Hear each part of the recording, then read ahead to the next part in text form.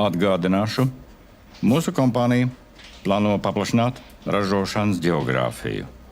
Jūsu uzdevums bija sameklēt jaunas iespējas biznesam. Kādi jaunumi? Sāksim no manis.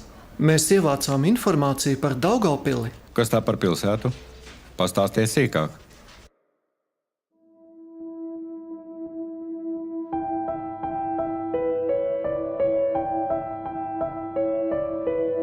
Eiropa. Latvija. Pilsētas austrumu pusē tiešā tuvumā atrodas robežas ar Krieviju un Baltkrieviju. Daugavas krastos ar aptuveni 100 000 iedzīvotāju tā ir otrā lielākā pilsēta Latvijā.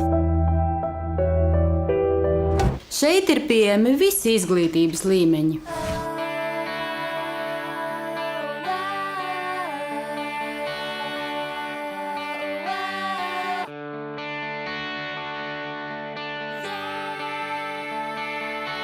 Mācību iestādēs nepārtraukti tiek ieviestas inovācijas, uzlabota metodika un papildināta mācību līdzekļu bāze.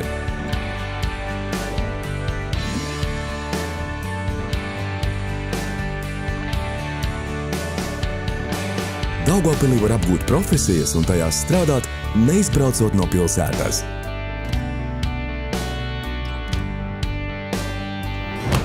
Un kā ar ražošanu? Daudz nozaru. Pilsētā ir 8 zonas dažādām ražošanas nozarēm. Pašvaldība modernizē teritorijas infrastruktūru, lai bizness attīstītos komfortabli un veiksmīgi.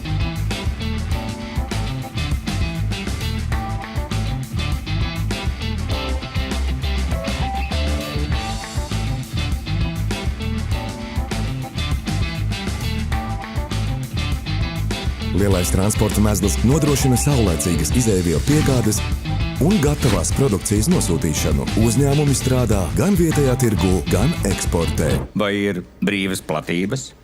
Jā, ir. Šeit ir visi mums interesējušie varianti. Man ir informācija par atpūtas iespējām pilsētā. Aktīvās atpūtas cienītājiem tiek piedāvāti sporta kompleksi un laukumi.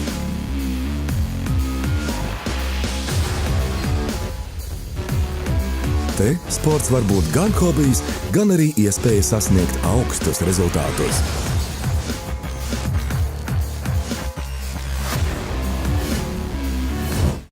Tas man patīk. Vai pilsētā ir teātris? Jā, protams. Oriģinālais un spilgtais Daugavpils teātra repertuārs nodrošina pilnas skatītāju zāles. Pilsētā ir arī cietoksnis un slavenais Marka Rotko mākslas centrs.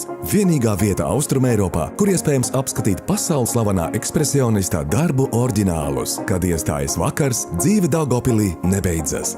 Pilsēta dzīvo gan dienā, gan naktī.